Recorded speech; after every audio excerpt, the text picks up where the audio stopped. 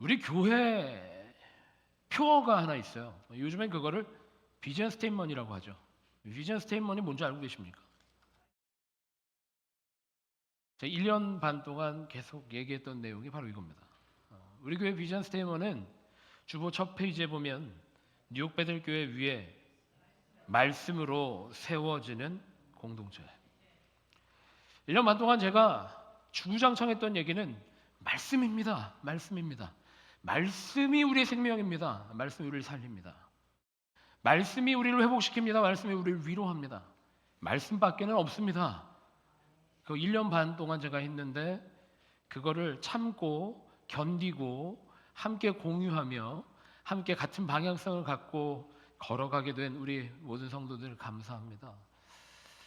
참 지겨울 만도 한데 지겹지가 않아요. 이게 대답을 안 하시네요. 그렇지 않습니까? 1년 반이라는 기간이 짧으면 짧을 수 있고 길면 길 수 있는데 우리가 말씀 중심으로 말씀 위에 세워져야 된다라고 하는 이야기를 계속 했는데도 이게 지겹지가 않아요. 왜 그럴까요? 우리 기독교 신앙의 본질이 바로 이 복음, 말씀이기 때문에 그렇습니다. 이 말씀 위에 세워지는 공동체라고 하는 우리 교회 비전 스테이트먼트이 있는데 여러분이 말씀 위에 세워지는 교회야말로 진짜 교회인 줄 믿으시기 바랍니다. 말씀으로 무장한 신앙이 진짜 신앙이라는 거예요.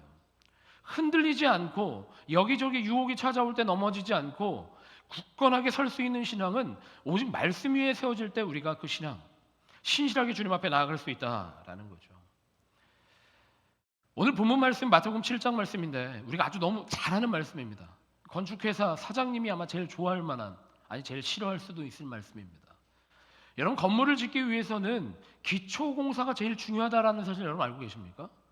실제로 공기를 정할 때에도 기초공사, 땅을 파내고 땅을 다지고 그 위에 시멘트를 붓기 전까지 털을 다지는 공사가 그 공사의 3분의 1, 아니 절반 가까운 시간이 됩니다. 공사를 시작하잖아요. 어떤 공사든지 공사 시작하면 여기 왜 이렇게 진행이 안 돼? 여기 왜 이렇게 시끄럽기만 하고 건물이 안 올라져? 그렇게 지나가는 시간이 절반이고 건물이 터가 다져지면 그 위에 올라가는 건 금방이더라고요. 여러분 맨하탄이 왜 이렇게 큰 도시가 됐는 줄 아십니까? 맨하탄이 큰 도시, 높은 빌딩들이 설 수 있었던 것은 그 지역이 안반 지역이기 때문에 그래요.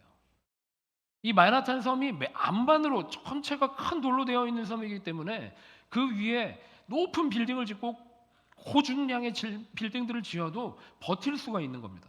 그야말로 반석 위에 세워진 도시라는 거죠. 여러분 우리의 신앙이 반석 위에 세워지기 위해서는 우리의 인생이 반석 위에 세워지기 위해서는 그 터를 어디로 해야 될까? 그게 오늘 본문 말씀이 우리에게 던져주고 있는 중요한 질문입니다. 여러분 그 이소우화 혹시 알고 계십니까? 돼지 삼형제.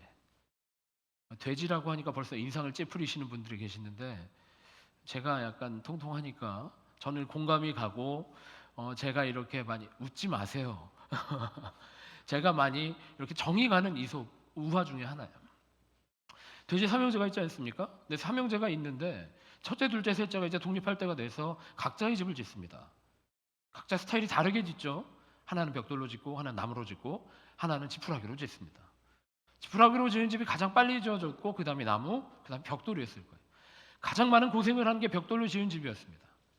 지푸라기로 집을 지은 돼지 형제가 그 집을 빨리 짓고 쉬면서 벽돌로 집을 짓는 그 형제를 보면서 얼마나 한심스러워했을까요?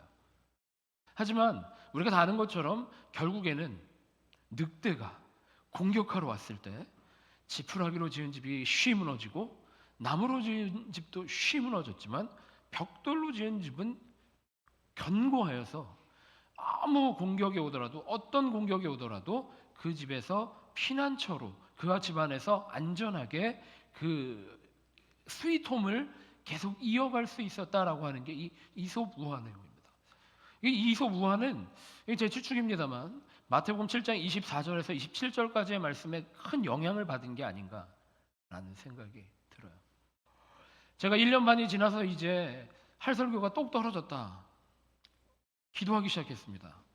하나님, 우리 교회가 어떤 주제로 어떤 비전으로 이 교회를 계속 세워나갈 수 있겠습니까? 기도하던 와중에 하나님께서 그런 마음을 주시는 것 같아요.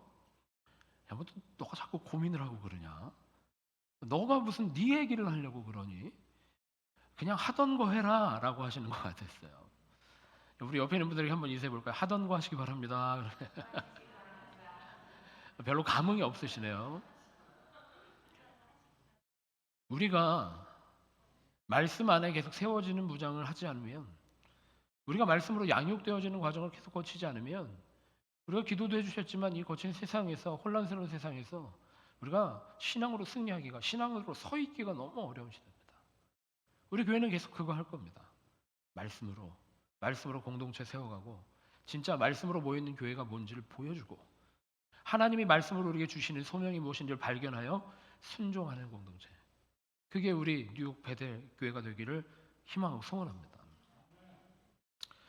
제가 이 말씀을 준비하면서 우리가 1년만 동안 이렇게 왔는데, 그리고 올해도 어김없이 목사님이 1년만 말씀 강조하시고 그 다음에 다른 거 하시겠지 했는데 2025년도 전반기도 계속 이렇게 왔잖아요. 근데 제가 이 전반기를 이렇게 점검해 보면서 우리 교우들이 얼마나 공유가 되어 있을까? 우리 교회가 이 말씀으로 세워지는 공동체에 대한 소망이 얼마나 부풀어 있을까라는 생각이 들었어요. 그래서 설교를 준비하면서 제가 너무 궁금한 거예요. 우리 그 뉴욕 베델 교회가 이제 얼마나 많은 소문이 났을까? 얼마나 좋은 평가를 받고 있을까? 어떤 사람들의 입방아에 오르고 있을까라는 궁금증이 생기기 시작했어요. 그래서 인터넷을 찾아봤습니다. 그러니까 제가 너무 티나니까 뉴욕 베델 교회가 얼마나 좋은 교회인가요? 이렇게 치면은 제 마음에 걸리더라고요. 살짝 교만한 것 같기도 하고. 그래서 뉴욕에 이민을 오면 찾아가야 되는 교회가 어딥니까? 그렇게 찾아봤어요. 근데 너무 놀랐습니다. 너무 놀랐어요. 저는 어느 교회 이렇게 추천들이 나올 줄 알았는데 가장 많은 비중을 차지하고 있는 것은 교회 가지 마세요. 두 번째로는 이 교회 가세요, 저 교회 가세요 했는데 아주 대표적인 이단 교회들이에요. 그러니까 이단 신앙을 갖고 있는 사람들이 얼마나 열심히 있는지, 모든 방면에서 열심으로 지금 일하고 있는지가 발견이 되더라고요. 그 뒤에 그런 댓글들이 붙었습니다. 이 교회 사이비 교회니까 가지 마세요. 이런 게 붙었어요. 그런데 그 다음 답글에 뭐가 붙었냐면 이게 제 마음을 무너뜨려 놨습니다. 자, 그 말 그대로 합니다. 중요한 건 한국 교회는 절대 가지 마세요. 웃으면서 들으셔도 돼요. 왜 이렇게 심각한 표정들을 하고 계십니까? 왜 이렇게 썼을지 여러분들도 어느 정도 예측은 하고 계시죠? 근데 그 답글이 공감 횟수를 가장 많이 받았어요. 이민 오면 한국 교회 가지 말라는 거예요. 한인 이민 교회 가지 말라는 거예요. 그리고 친절하게도 그 댓글 달아놓은 사람이 그 이유를 10가지나 달아놓았습니다. 이래서 한국 교회는 가면 안 된다라는 거예요. 첫 번째입니다. 첫 방문하면 등록하라고 재촉하는 사람이 있다라는 거예요. 두 번째, 웃으면서 들으세요. 아시겠죠? 두 번째, 교인으로 등록하면 예배 끝나고 집에 못 가게 한다라는 거예요. 어떤 사람은 와서 밥 먹으라 그러고, 어떤 사람은 성경 공부에 참여하라 그러고, 어떤 사람은 친교 활동 등에 참여하라고 한다라는 거예요. 세 번째, 헌금 많이 내라고 재촉한다라는 거예요. 네 번째, 주일날 깔끔하게 옷 입지 않고 양복 입지 않으면 눈치 주면서 나가라고 하는 것 같다라는 거예요. 가로치고 특히 어느 교회 이렇게 써놨는데 제가 밝히지는 않겠습니다. 다섯 번째, 안 나가면 계속 전화 온다. 여섯 번째, 한인 교회들은 비즈니스인 것 같다. 일곱 번째, 데이트 장소다. 교회 하나님 보러 가기보단 짝 찾으러 가는 경우가 더 많은 것 같다. 여덟 번째입니다. 명품 사치 이렇게 해놓고 루이비통 명품 양복 옷차림 과시하는 패션쇼 장인 듯하여서 가로치고 특히 아줌마들이나 쉼표하고 유학생들 이렇게 써놨어요. 9번째, 잘 들으세요. 술, 담배 하면 마귀 또는 악마 취급해서 이렇게 써놨어요. 괜찮아요. 네, 고개를 드시기 바랍니다. 우리 남선교회 여러분. 10번째입니다. 이단 또는 이상한 사람들의 집합소 같다. 어떤 교회 교인은 주일날 돈 쓰는 거 아니라며 커피도 못 먹게 하고 심지어 뚜레 땡르도 못 가게 한다. 파리 땡르트도 못 가게 한다. 성경에 그렇게 써 있다면서 이렇게 10가지를 썼습니다. 여러분 10가지 중에 뭐가 맞는 것 같고 뭐가 틀린 것 같습니까? 여러분 마음에 와닿는 거 있습니까? 이 10가지의 주제들이 뭐라고요? 다 맞는 말이에요. 큰일 나네. 그렇게 대답하시면 오늘 설교에 공격받으실 수 있는데 잘 들으셔야 돼요. 대답하셨으니까. 이 10가지의 주제들이 틀립니까? 첫 방문한 교인들이 있을 때 교회가 환영하고 웰컴하고 격려해 주는 거 틀린 겁니까? 아니죠. 2번째, 이거 제가 제일 걸리는 부분이에요. 예배 끝나고 집에 못 가게 하는 거, 그죠? 저 방문하신 분들 있으면 제가 꼭 우리 식사하고 가세요. 우리 밥 맛있습니다. 이런 얘기 제가 꼭 하는데 그것도 일본과 뭐 거의 같은 맥락으로. 3번째, 헌금 많이 내라고 재촉한다. 헌금 많이 하라고 하는 게 잘못된 겁니까? 아니죠. 헌금을 왜 해야 하는지의 이유와 헌금을 왜 해야 되는지 신앙적인 해설이 없기 때문이죠. 헌금을 많이 하는 것 자체는 잘못된 게 아닙니다. 4번째, 주일날 깨끗한 옷 양복 차림으로 안 가면 눈치 준다. 이거 뭐가 틀립니까? 거룩한 마음으로 준비된 마음으로 교회 나와서 예배 드리는 거 뭐가 잘못된 겁니까? 다만 그거를 인간적인 방법과 욕심으로 눈치 주고 재단하고 서로 평가하는 게 잘못된 거죠. 6번째, 한인 교회들은 비즈니스 같다. 이게 무슨 말인지 모르겠어요. 이 비즈니스라는 말의 사전적 의미로는 doing job이라는 거 아닙니까? 자기 일한다라는 거. 교회가 교회 일하는 거는 문제가 없죠. 그런데 교회가 사업체처럼 돈 벌려고 하는 것 같다라는 게 문제일 거예요. 7번째, 데이트 장소다. 뭐 이거는 우리 교회는 별로 해당되는 것 같지 않아서. 8번째, 명품 들고 오고 사치하는 것 같다. 이것도 마찬가지입니다. 이게 잘못된 게 아니라 이렇게 입고 와서 사람들에게 자랑하려고 하는 마음이 있는 게 잘못된 거겠죠. 9번째, 술, 담배 하면 마귀 또는 악마 취급한다. 이 잘못된 겁니까? 하나님 앞에 거룩한 삶을 살기로 결단하고 신실하고 성결된 삶을 살아가기로 결단하는 게 잘못된 게 아니죠.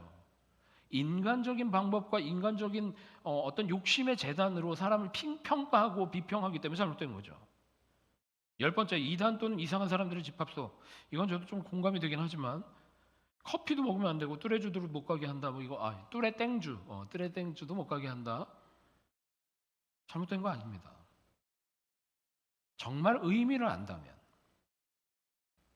말씀이 그 안에 채워져 있고 무장이 되어 있다면, 말씀이 기준이 되어서 서로 격려할 수 있고 도전할 수 있고 양육할 수 있다면 이게 뭐가 문제가 되겠어요?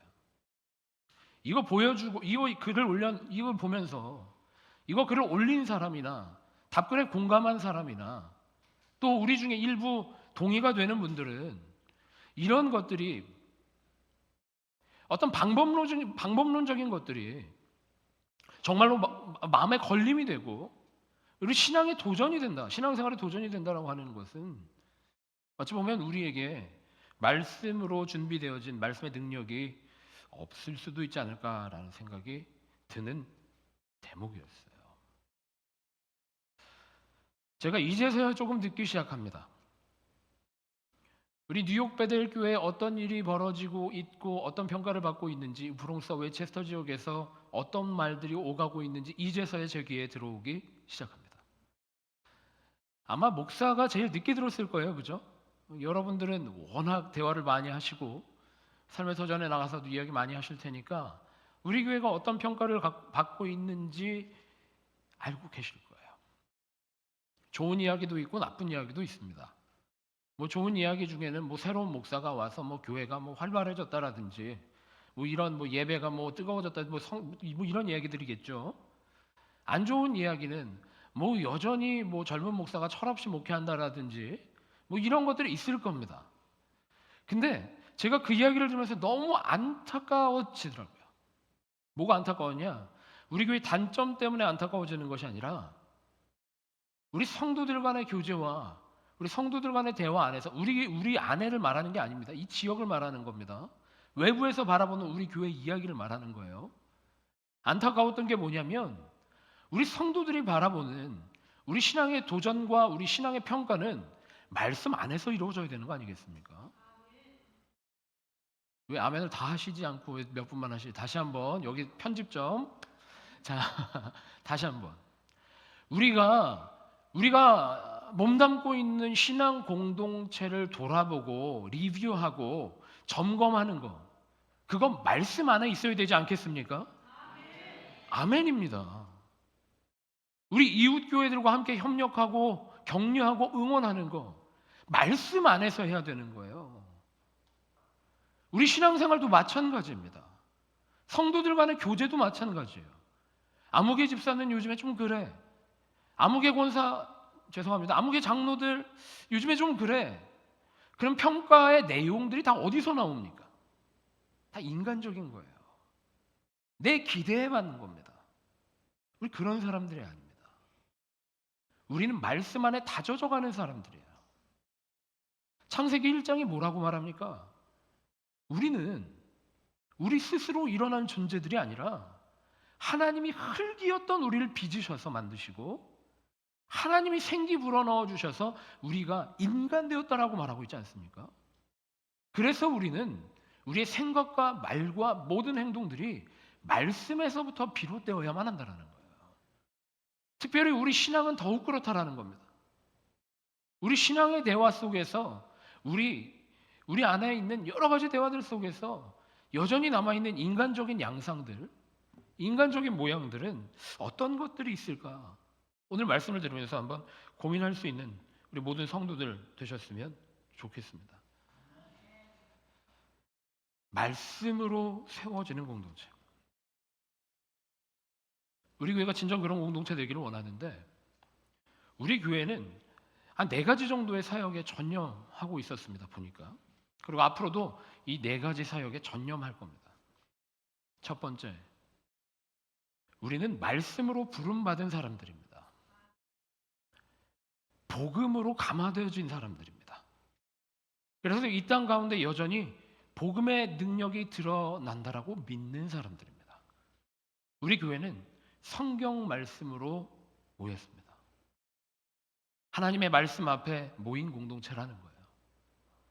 두 번째, 우리는 예배하는 공동체입니다. 아멘이십니까?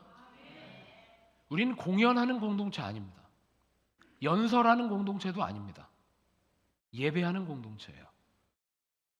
그 예배의 대상이 우리를 창조하신 하나님이시고 우리에게 생명의 말씀을 주신 하나님이시다라고 하는 명확한 내용이 있어요. 그게 우리 뉴욕 베델교회라는 거예요. 그리고 우리 뉴욕 베델교회 예배라는 거죠. 세 번째, 우리 교회가 양육을 하고 있더라고요. 어떤 양육을 하고 있느냐? 훈련하고 있습니다. 우리 교회에 가스펠 프로젝트 때문에 지금 많은 분들이 함께 성경 공부하고 있지 않습니까? 또 우리 교회 방문하신 분들 있으면 부트캠프 함께 하고 우리 교회가 이런 교회구나. 이런 교회면 우리가 함께 할 수 있겠다라고 하는 양육들이 이어지고 있습니다. 제가 지난 1년 동안 사실 저는 목회팀이 한 3명, 4명 됐으면 좋겠다라는 생각을 하거든요. 근데 그게 안 되니까 지금 제 혼자 발로 뛰고 있는데 우리 교회 성경 공부반이 3개나 있다라고 이야기하면 많은 분들이 깜짝 놀라시더라고요. 우리 교인들 빼고 말이죠.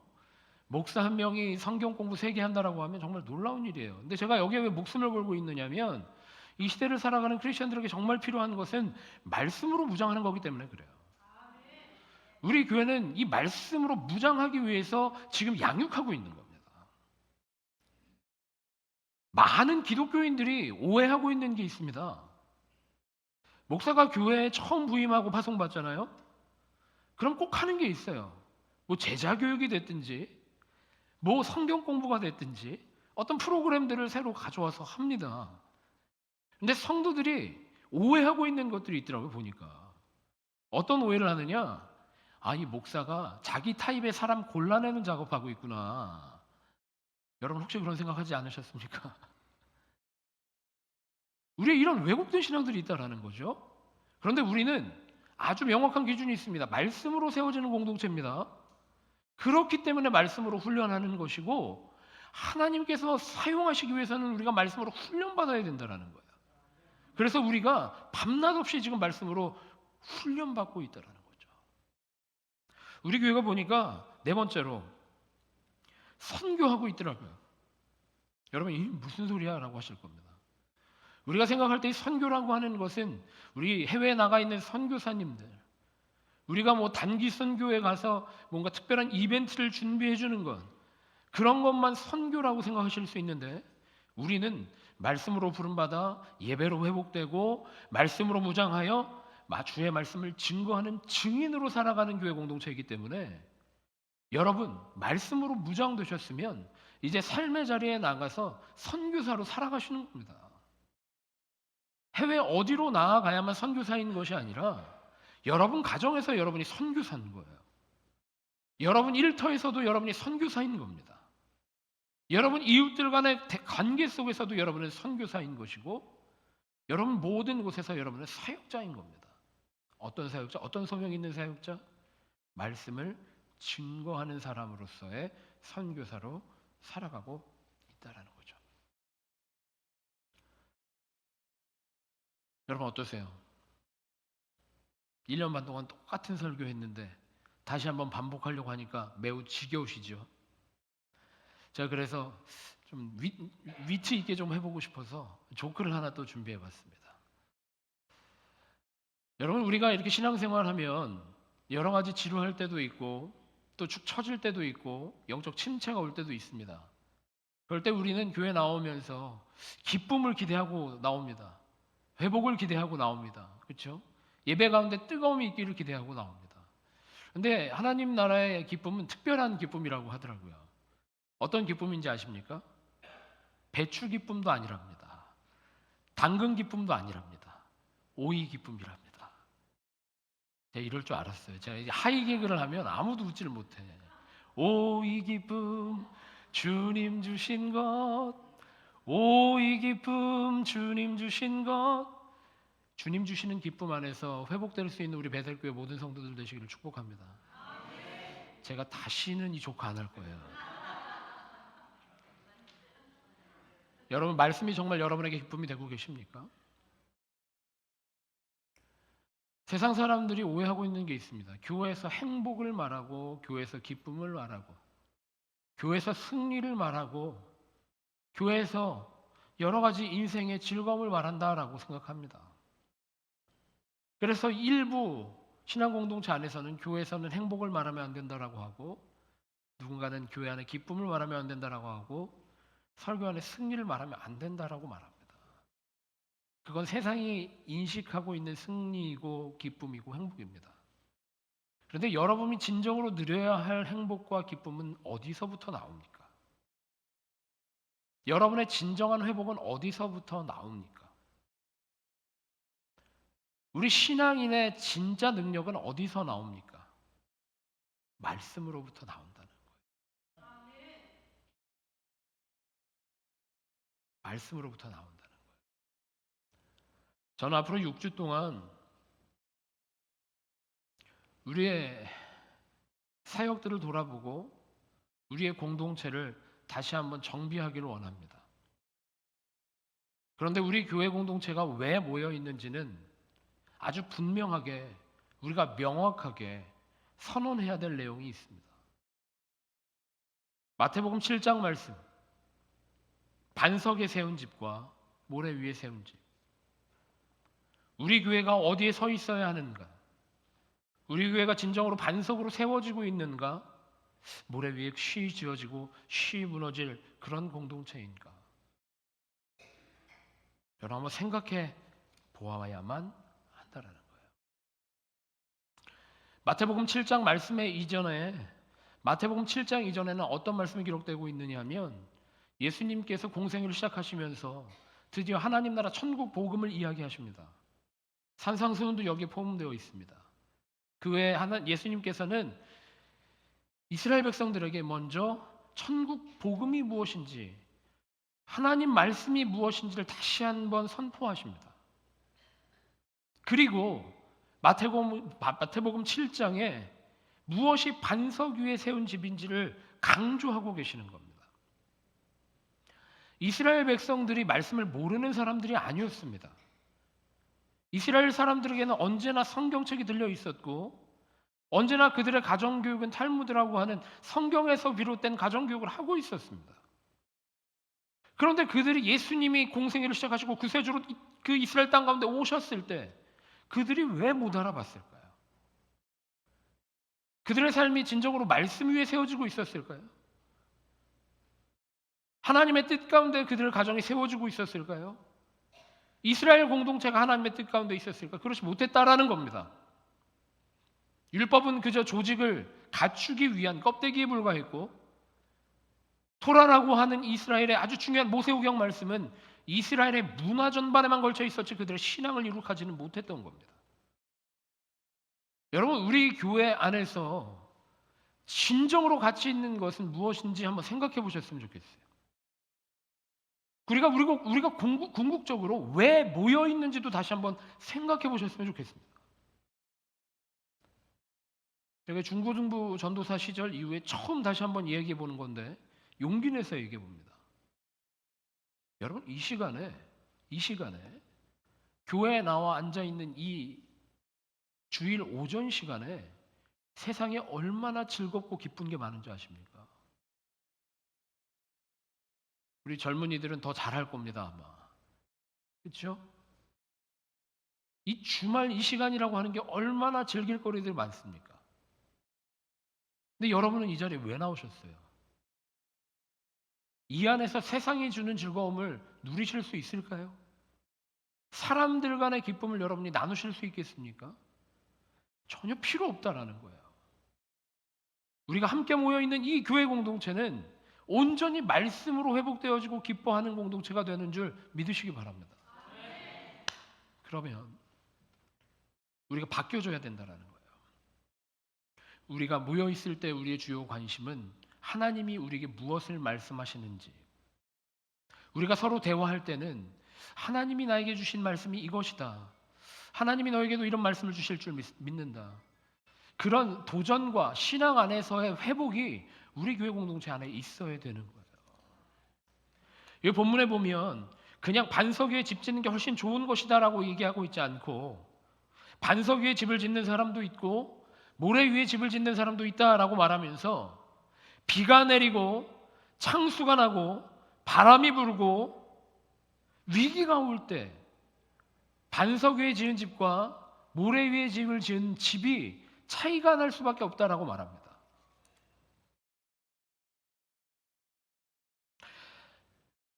이번 주에 참 가슴 아픈 뉴스가 있었습니다. 텍사스 지역에 폭우가 내려서 그 지역에서 활동하고 있는 많은 캠프들, 그죠? 캠프, 특히 어린이들이 많이 순식간에 목숨을 잃게 되었다라고 하는 뉴스가 몇일 계속 터져 나왔어요. 처음에는 한 수십 명이 되는 아이들이 떠내려갔다라고 하는 얘기에서 시작됐는데, 최종적으로는 100명이 넘는 아이들이 순식간에 그 물살에 휩쓸려서 떠내려가서 생명을 잃게 되었다. 그래서 우리 글로벌 감리교회도 함께 기도하고 중보하고 있습니다. 특히 텍사스 지역에는 우리 글로벌 감리교회들이 많이 있거든요. 선교단체들도 많이 있고. 근데 텍사스 지역에 가보시면 여러분들도 발견하실 수 있는 게 있습니다. 그 지역이 비가 내리면 와장창창 흘러 내려갈 만한 지역이다라는 걸 볼 수가 있어요.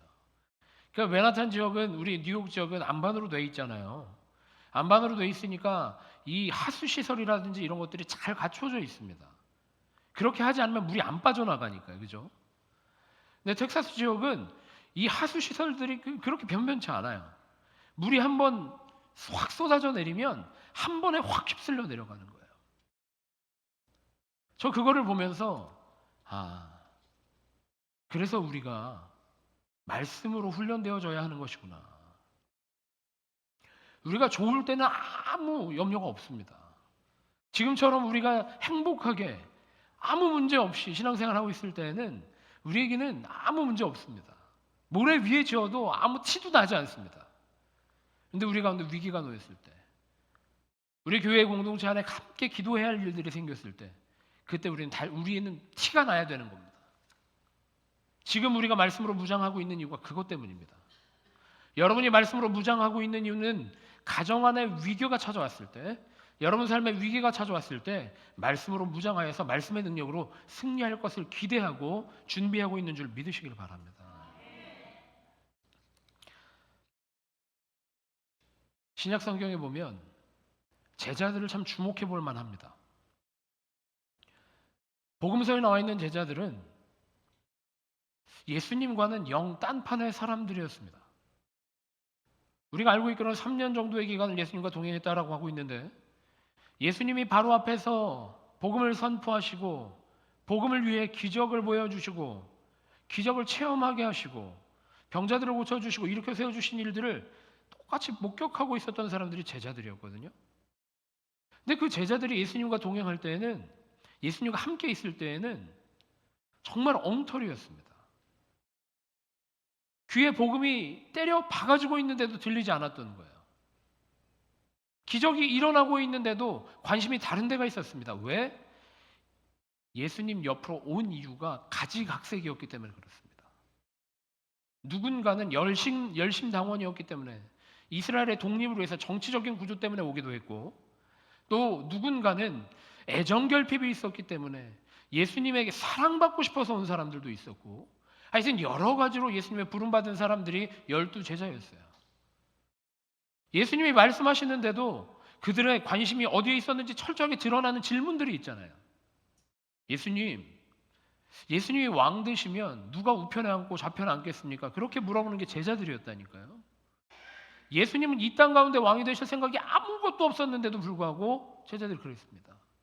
두 번째, 사람들이 이렇게 많이 모였는데 예수님, 이 사람들을 동원해서 무엇인가 해보면 좋겠습니다.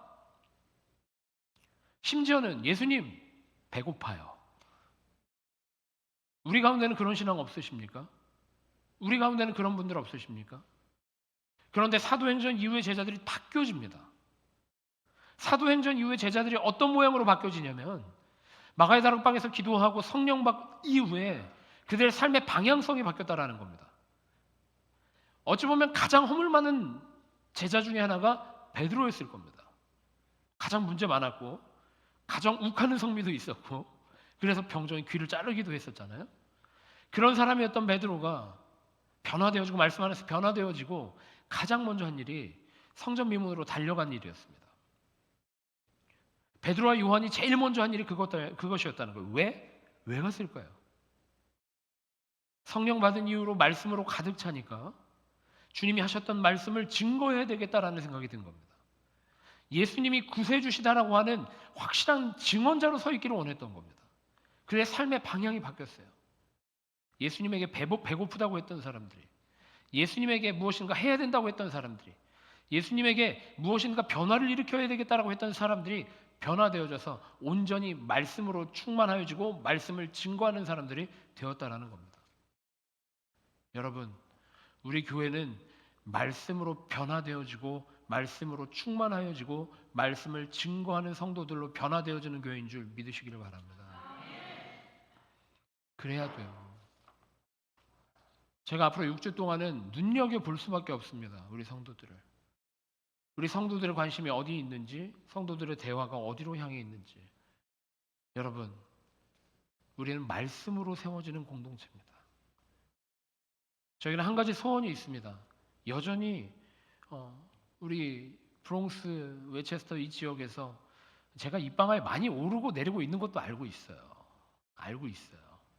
좋은 평가도 있지만 나쁜 평가도 있는 거 알고 있습니다. 심지어는 되게 왜곡되어 있는 소문들도 있더라고요. 뭐 건방지다라든지 철없다라든지 뭐 이런 것들도 있어요. 뭐 누가 평가한 건지는 모르겠지만 저를 모르는 사람들이 평가하는 거니까. 근데 저는 딱 한 가지 소원입니다. 목사로서의 소원은 딱 한 가지예요. 제가 이 땅에 오르내리는 것이 아니라, 제가 평가받는 것이 아니라 우리 교회에서 역사하고 계시는, 우리 교회 여전히 말씀하고 계시는 하나님이 예수 그리스도의 복음이, 예수 그리스도를 보내주신 하나님의 은혜가, 사랑이 사람들의 이 땅에 오르내리기를 소망합니다. 이를 위해서 우리 교회가 먼저 택함받은 거예요. 우리 교회가 먼저 부름받은 겁니다. 이를 위해서 서로 격려하고 응원하고 도전하고 변화되어질 수 있는 뉴욕 베델교회 모든 성도들 되시기를